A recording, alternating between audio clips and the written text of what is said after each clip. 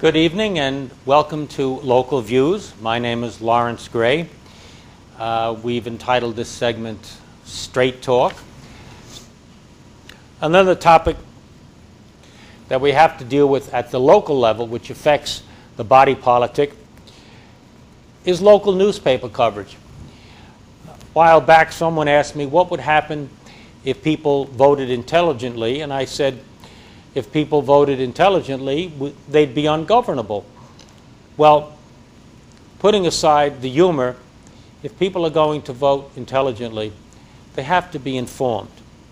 They have to be reliable, dispassionate, objective, honest sources of information. In case you haven't noticed, the New York State government, the national government to a degree, we're all suffering from the fact that we do not have a news media that is particularly vigilant. The reason why the founding fathers gave us a First Amendment dealing with freedom of the press was that they wanted to make sure that the government could not interfere with the free press.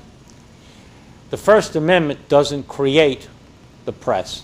It acknowledges the existence of the press, the media, and it wants government to keep its hands off it.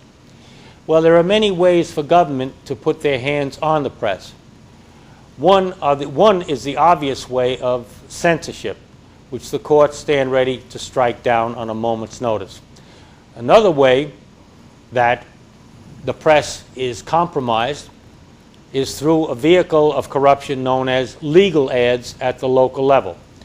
We have local newspapers where they give favorable coverage to a Republican or a Democrat or a particular office holder because their economic viability is dependent upon obtaining legal ads from the public treasury to finance their paper's operation. So if they print harshly or truthfully about the misdeeds of a public official, they bear a strong risk that they're going to be put out of business because their legal ads will be pulled. This is intolerable. Another way that your local media is corrupted is by public officials who hold elective office having certain of their aides, if you will, that are on their payroll simultaneously reporting or writing editorials for local papers that cover them. I'm not going to go into names with you this evening, but we have one right here in Smithtown, and it's intolerable. Essentially, we have an aide on someone's payroll in the assembly who's writing for a local newspaper. And you're going to be hard-pressed to find this newspaper ever writing something that's truthful, let alone critical, about this particular assemblyman. It's not going to happen. You're not going to find this local newspaper writing anything truthful, let alone critical, about your local Suffolk County legislator who plays an important role in obtaining legal ads for that local newspaper. It's not going to happen.